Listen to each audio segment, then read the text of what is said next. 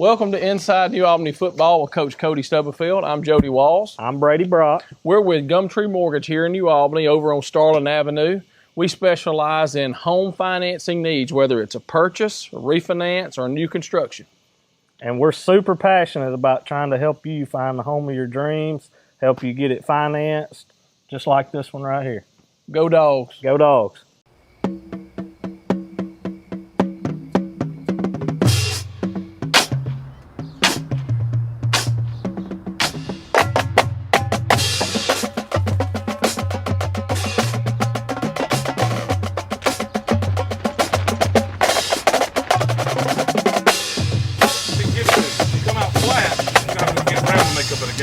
Come out, hit them in the mouth from the first play, we're going to be fine.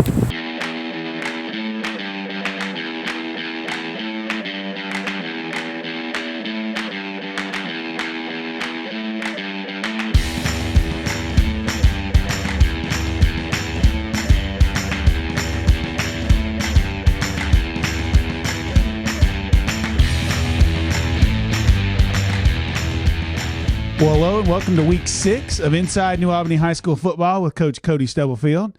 Your hosts, Mr. Paul Henry and Robert Garrett, we want to welcome you to today's show.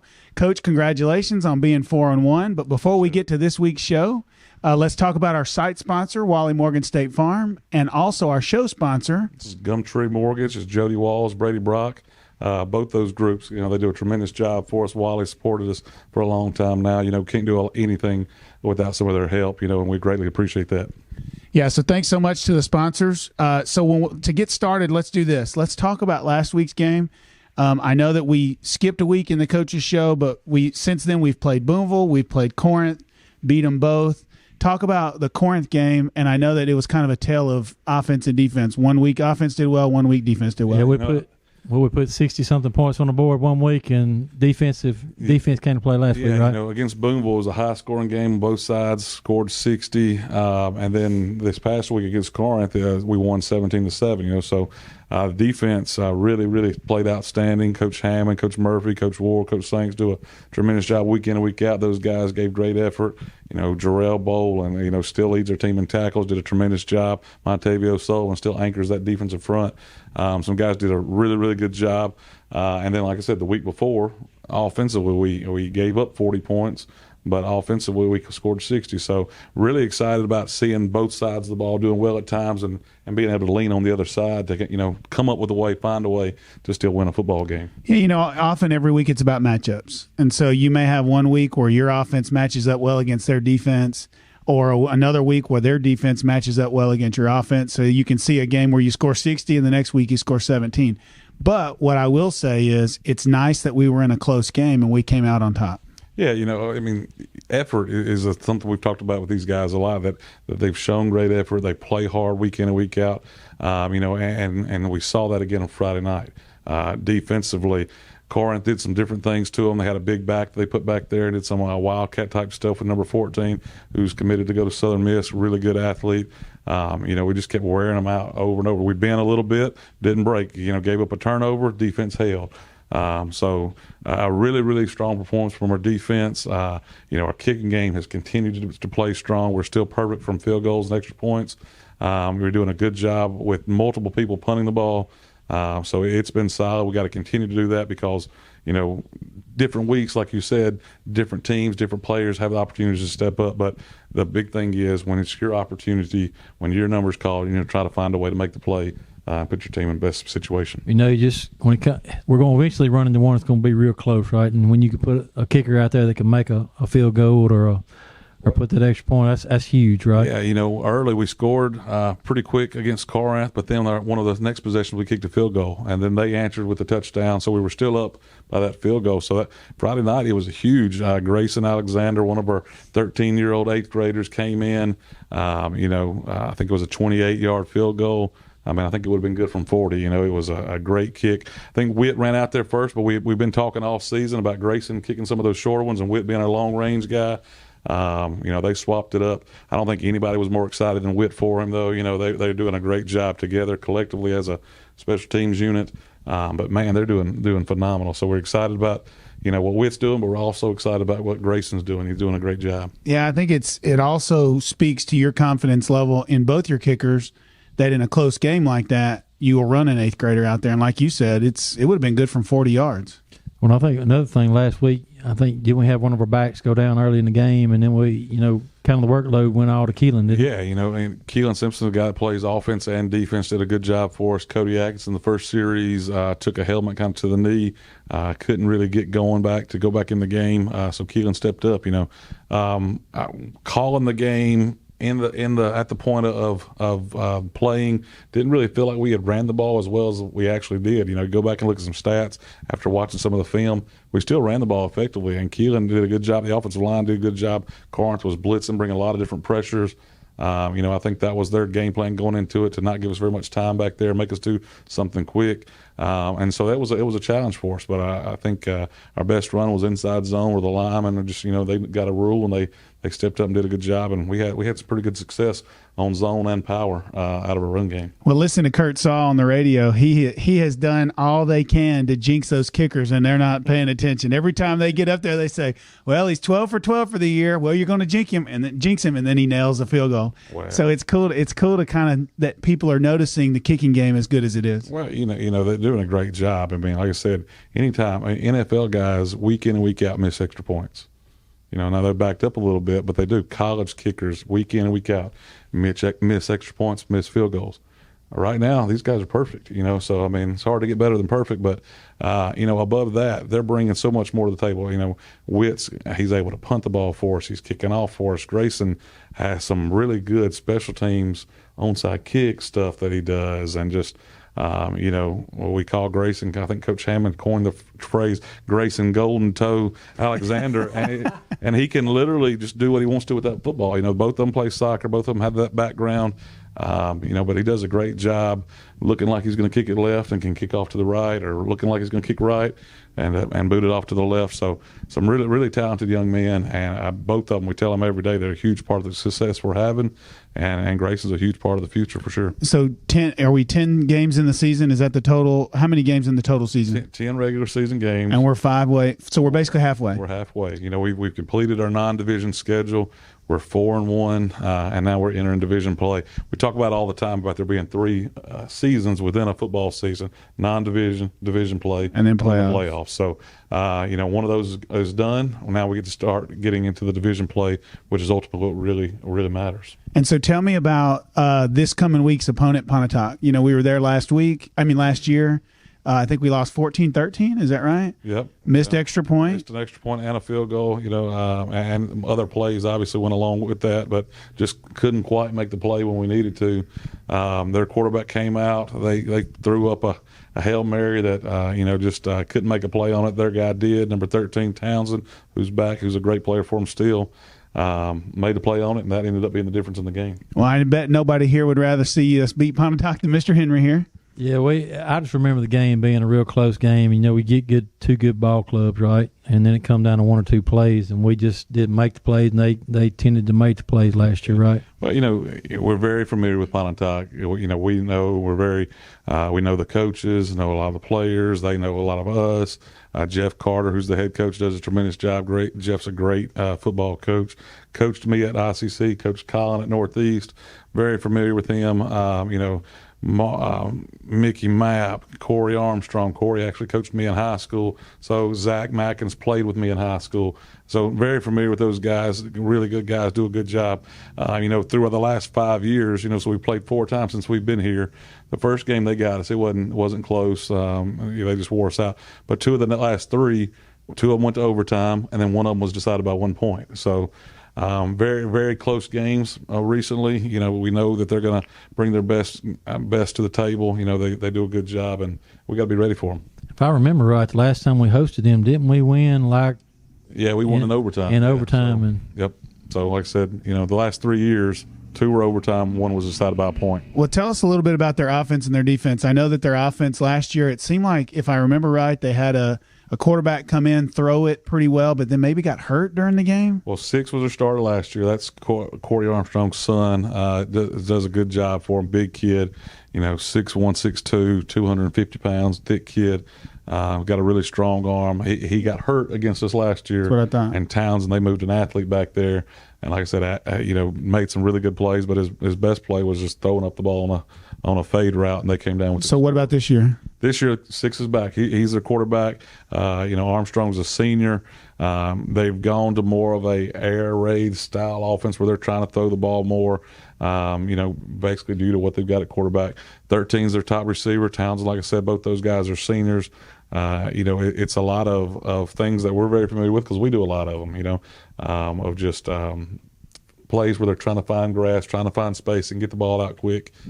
So our defense is going to have to be ready, be prepared. The secondary is going to be a big challenge for them. Also, we want to get pressure. There's nothing that disrupts a passing game better than pressure. Yeah, Coach Monroe, if anybody remembers, he used to always say the best secondary is a good pass rush, right?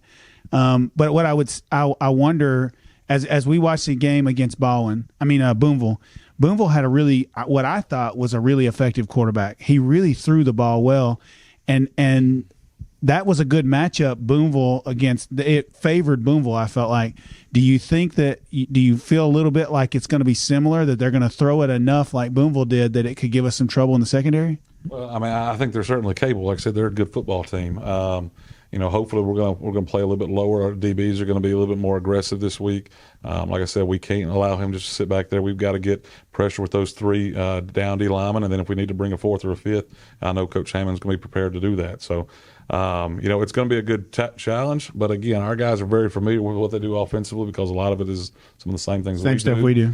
We just ultimately we've got to get the kids in the position to make a play, and then they've got to make it. It goes back, and it's cliche, but the team that's still going to block the best and tackle the best, they're going to have the best shot at winning the football game. And so what about from a defensive standpoint on their end as you're preparing as the offense, or is Colin the offensive coordinator? Colin's our offensive coordinator. So as Colin's preparing and you are preparing for them, what are you seeing from them? Offensively, Colin, Dennis Robbins, Taylor Good, myself, we kind of tag team it all on the offensive side of it, but Jeff Carter, I think, is calling the defense. Mickey Mapp has been a big part of that defense for a long time. They're very multiple. You'll see them in a four-man front. They'll get into a 3-4. So they're going to give different looks. They're not going to let us sit back and just have all day. They're going to bring pressure. So we've got to make sure we can be high percentage on the edges. If we have a running play, we've got to get hats on hats block, and we got to run the ball hard. So. There's no secrets to football really. We've got to play with our eyes up on the offensive line, see blitzes, see linebackers, and then get to that second level block and control the line of scrimmage, but then also get to that second level. On the secondary side, are they more zone or man? They'll do it. A funny thing, Jeff Carter, he doesn't like those guys getting bored back there. I don't think so. I think he wants them to do a different coverage every once in a while. Collins, I've heard Colin talk about coverage 43. Kind of insinuating that they've got 43 different coverages, and so but Jeff's done that a long time. He's been a defensive coordinator. He played defense in the secondary at Ole Miss. So they'll change it up. They're going to be able to drop back and play quarters and play cover 4. They'll get in some man free. They'll play a man. They're going to give us different looks.